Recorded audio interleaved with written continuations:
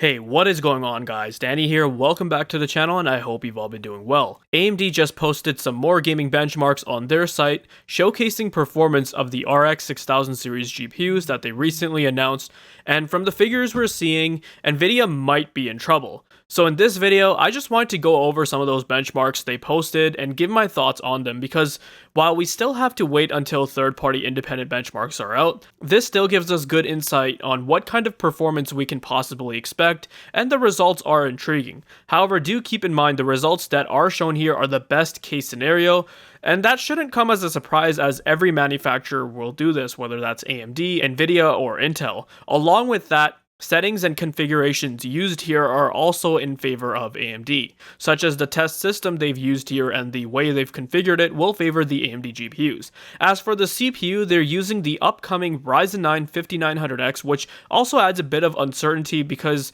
we don't know exactly how that CPU performs in gaming scenarios compared to previous gen parts or their competitors like the 10900K, because, well, the CPU isn't out yet and we don't have reviews for it. However, these benchmarks were done at 1440p and 4K, so the CPU shouldn't matter too much. However, the reason why they chose the 5900X in the first place was because they wanted to showcase the GPUs running with their new Smart Access Memory feature. This is a new feature that AMD came up with that combines the high bandwidth cache from Zen processors, which can also leverage the high bandwidth memory of the GPU and also help boost performance. As for the RAM, they're using 16 gigabytes of 3200 MHz memory. Don't know the timings, but it's probably either your standard CL14B die kit, which isn't anything too crazy. Now let's just take a look at some of the results here. I won't go over every game, so I'll leave a link down in the video description so you guys can check them out yourselves. And first up, we've got Battlefield 5 at 1440p, and this game is already known to favor AMD hardware. So at this resolution, we can see all three of the RX 6000 series GPUs topping the chart, beating Nvidia's top GPU, the RTX 3090, and they're also significantly ahead of the RTX 3080. If you actually hover over the bars, it'll tell you the exact FPS they got, and here the RTX 3080 gets 169 FPS average, whereas the RX 6800,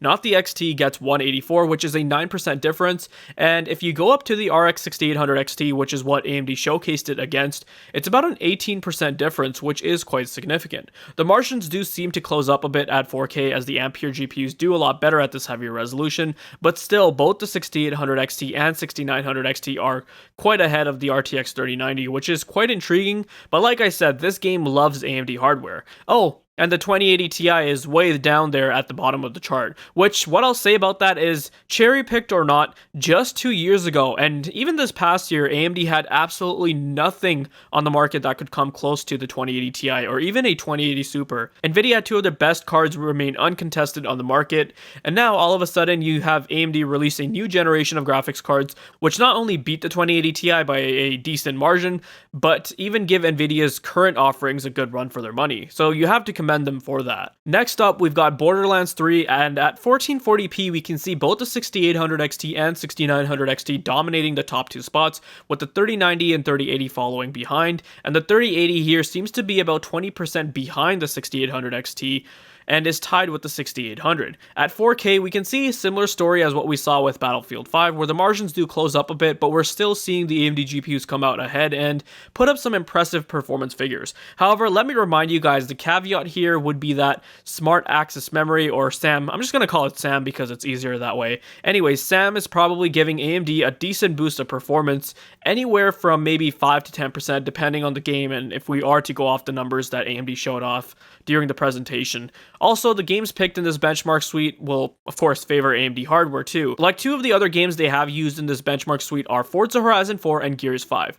Both of these are Microsoft exclusive IPs, and whenever you have Microsoft Xbox games come on PC, you tend to see them run exceptionally well on AMD hardware, and that seems to be the case here. Where at 1440p, you can see just how significantly ahead the AMD Radeon GPUs are when compared to the Nvidia GPUs. Also, they show a 2080 Ti here, but if you want, you can also imagine that as if it says RTX 3070, because we all know now that the benchmarks are out that the 3070 performs pretty much exactly like the 2080 Ti. So that should give you a good idea on how to gauge performance in case you were curious about how an RX 6800 will perform against an RTX 3070, which if we're to go off of these numbers, And even if we assume without Sam, the RX 6800 will for the most part beat the RTX 3070 in a lot of games. In Gears 5, the situation is pretty much exactly the same as what we saw in Forza Horizon 4, to nobody's surprise. However, at 4K, we are again seeing the Nvidia GPUs shorten the gap a bit. And that's actually the other thing I wanted to briefly talk about. I think going forward, we'll see AMD's GPUs do a lot better than Nvidia's at lower resolutions, simply because of how inefficient and underutilized the Ampere architecture gets, where it can't make use of its 2x FP32 design at these light resolutions, whereas AMD doesn't seem to have this issue. Scalability across resolutions should be exactly as you'd expect it to be. And I think this will please that crowd who are into the competitive gaming scene and want a configuration, a graphics card that can give them high performance at competitive settings. And a lot of multiplayer FPS titles, whether it's games like COD, Rainbow Six, or Battlefield, many users turn off in lower settings to boost performance as much as possible, as they'll be prioritizing a higher frame rate over visual fidelity. They might also be using a high refresh rate monitor, so high average FPS will be crucial for them. And for those kinds of gamers, I think they'll be very much interested in AMD's GPUs and steal away a bit of the market share from Nvidia. I mean, just take a look at the Modern Warfare 2019 benchmarks they posted. At 1440p, the 6800 XT is almost tied with the 3090, which on paper doesn't make sense, but this is simply because all those shaders of the 3090 aren't being fed, whereas the 6900 XT is ahead by 9%. So that is quite amazing, because the 6800 XT is the competitor to the 3080 at $649. So the fact that it's matching a $1,500 GPU in this game is quite insane. Now, that's not to say that Nvidia's performance is bad. It's obviously pretty damn good, and high refresh gamers can also look at these GPUs as a viable option, which is fantastic. This is what competition is all about, because as I always say, consumers are the winners. If you're going to be building a new gaming PC or upgrading your GPU in the next month, you'll have many options to choose from, and at various prices, the ones that you find most feasible. Both AMD and Nvidia are competing with each other again. Before, it was, well, if you want high-end gaming performance, go Nvidia. If you want to enjoy high visual fidelity, then also go Nvidia. It was just such a one-sided market, and that did annoy the hell out of me.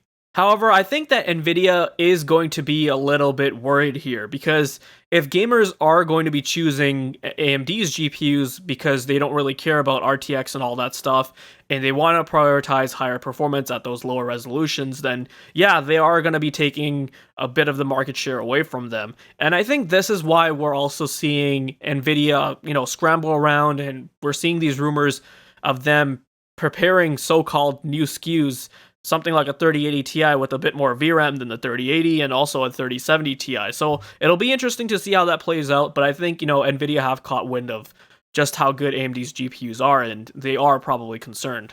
Now, there were of course a few titles that showed performance of the GPUs to be on parity with one another, such as Shadow of the Tomb Raider, where both the 6800 XT and 3080 are neck and neck, whether that's at 1440p or 4K.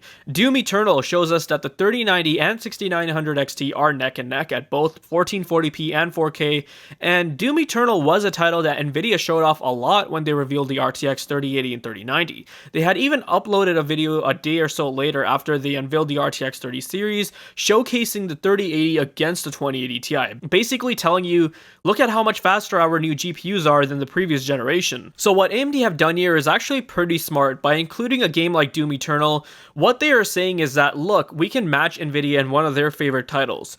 To be fair though, give credit to id Software and the work they have done with Doom Eternal, because it runs like an absolute dream on a variety of hardware. Doom Eternal is optimized so well that I bet even a Nintendo DS could probably run this game at 1080p 60 FPS, alright? It just runs like butter. Now, since I just mentioned Doom Eternal and Shadow of the Tomb Raider, want to know something that those games have in common with each other? I'll give you a hint. It starts with R and ends with G. Both of those games support it, and that is ray tracing. Now, if you guys saw my launch coverage of AMD's announcement, one of the things I said was that I was concerned that AMD didn't want to spend a single second to even talk about ray tracing performance. I'm not even talking about them not acknowledging ray tracing, because they did, and they did have this mini dev showcase where they talked about including ray tracing effects in AMD sponsored titles. However, the least AMD could have done was talk a bit about how performance was going to be like on their new RX 6000 series GPUs when ray tracing is enabled. I'm not even asking for a bar graph chart against Nvidia's GPUs, just a game demo where they have a benchmark running with ray tracing effects enabled with an FPS counter and frame time graph showing that, hey, our GPUs can do ray tracing and you can still have a pretty good playable experience. But they didn't, and I feel like they don't want to focus on this area because they know that once those ray tracing, shadows, and lighting effects are on, they'll probably be behind Nvidia's GPUs by a considerable margin. As I just talked about the high FPS crowd, well, there's also that crowd that wants to enjoy every game out there with all that visual eye candy, as it also depends a lot of the type of game you're playing. If it's a competitive FPS, I personally turn off a lot of the settings to low and prioritize frame rate. If it's a single player story-based action adventure, then you know what I do? I crank up all the visuals and, ask for all those nice 4K textures, give me that ray tracing lighting, and hey, as long as I'm getting above 60 FPS, I'm good. So there's cases to be made for both sides here, and like I said, a great thing about all this now is that at least you have the freedom to choose. You want the best visual quality, you want the best ray tracing, go Nvidia. Are you a high refresh gamer gaming at 1080p, then AMD seems like the better option now. But overall, I'm glad that AMD posted these benchmarks because it gives us a better overview of what kind of performance we can expect. Even without SAM or Rage mode involved, I believe going forward we're going to be seeing AMD's GPUs trading blows and being at parity with their Nvidia counterparts, which is exactly the kind of competition we needed here. Of course, I'd still recommend to wait for independent benchmarks to validate all these claims. I wish there was a way for me to get a review sample so I could show you guys on launch day that, hey, AMD were telling the truth, or hey, they were full of it, but I digress. At least this way though, for the people who are in a rush and want the GPU day one, well, at least you've got some kind of research done here, so there's that.